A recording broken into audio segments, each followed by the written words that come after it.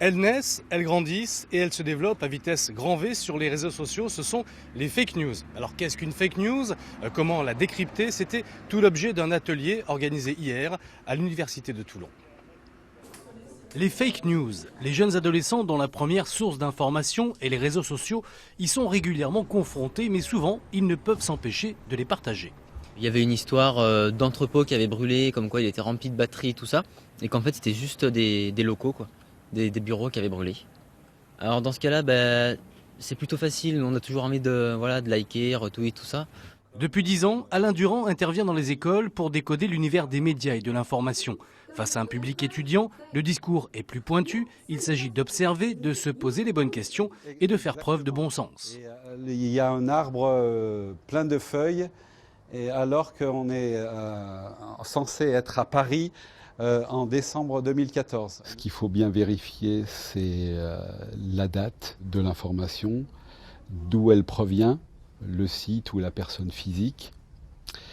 Il faut aussi vérifier quel est l'objectif de cette information. Parmi les fake news les plus connues et les plus partagées, le soi-disant soutien du pape François au candidat Donald Trump. Les fake news, une vague difficile à enrayer, surtout quand il y a un enjeu politique. Oui, alors on pourrait croire que les fake news, c'est une mode. Mais je ne pense pas que ça s'arrêtera. Je pense qu'au contraire, maintenant, les politiques fonctionneront de plus en plus par des fake news. C'est le cas avec le Brexit, c'est le cas avec l'élection de Donald Trump. Sur Internet, il existe aujourd'hui des logiciels permettant d'effectuer des vérifications avant d'appuyer franchement sur partager. Local, je vous retrouve juste après. Bonsoir à toutes et à tous et bienvenue dans votre édition varoise. Nous sommes ici dans le quartier de la Beaucaire à Toulon. Vous vous demandez sûrement pourquoi, vous le verrez tout à l'heure. Mais avant cela, un chiffre, 2000 emplois à pourvoir. Toutes les agences de Pôle emploi sont mobilisées pendant 2 jours pour les demandeurs d'emploi avec un forum aujourd'hui à la Garde et des visites d'entreprises dans des secteurs qui recrutent. Pour cette opération 100% emploi, 6 agences du pôle du même nom, du bassin toulonnais, ont convié 17 000 personnes au chômage afin de remuscler leurs recherches. Les 100% emploi sont des événements très concrets qui permettent aux demandeurs d'emploi et aux chefs d'entreprise de repartir en fait pour les uns avec une offre d'emploi ou une offre de formation ou quelque chose qui va leur permettre d'accélérer leur projet professionnel et pour rentrer sur le marché du travail. Entre reconversion, élaboration de projets professionnels ou simplement retour à l'emploi, nombreuses sont les difficultés rencontrées par ces demandeurs. Permettre d'identifier les compétences ainsi que des opportunités proposées sur le marché local est nécessaire. Aussi pour les aider, et c'est une première, des simulations d'ateliers à l'embauche sont réalisées ici. Avoir un entretien cohérent, correct, savoir valoriser ses compétences. J'essaye de les orienter par rapport à leur CV, essayer de leur donner des conseils de ce que moi j'aime voir chez un candidat. On rencontre des professionnels, alors qu'à Pôle emploi c'est virtuel surtout.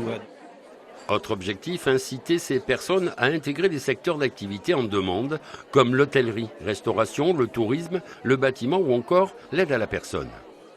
On a tout un réseau de partenaires avec qui on travaille, dont des employeurs qui sont là aujourd'hui pour parler de leur métier, valoriser leur métier, pour pouvoir aussi construire des projets de formation, des parcours de formation pour amener des demandeurs d'emploi sur ces métiers qui recrutent. L'opération s'étale sur 2 jours, avec pour certains l'espoir de renouer avec le monde du travail. Elles naissent, elles grandissent et elles se développent à vitesse grand V sur les réseaux sociaux. Ce sont les fake news. Alors qu'est-ce qu'une fake news? Comment la décrypter? C'était tout l'objet d'un atelier organisé hier à l'Université de Toulon.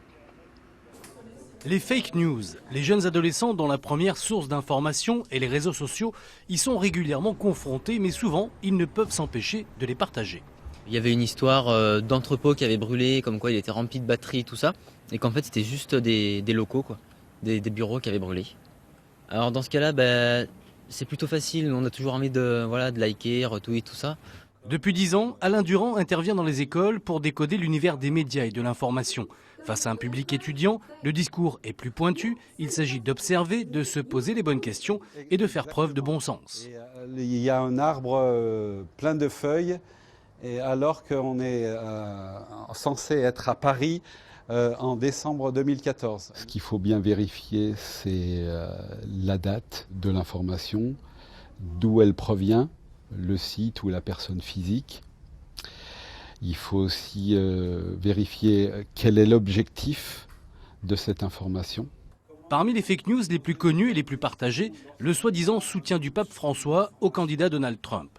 Les fake news, une vague difficile à enrayer, surtout quand il y a un enjeu politique.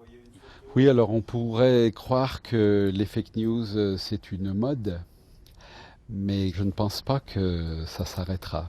Je pense qu'au contraire, maintenant, les politiques fonctionneront de plus en plus par des fake news. C'est le cas avec le Brexit, c'est le cas avec l'élection de Donald Trump. Sur Internet, il existe aujourd'hui des logiciels permettant d'effectuer des vérifications avant d'appuyer franchement sur partager.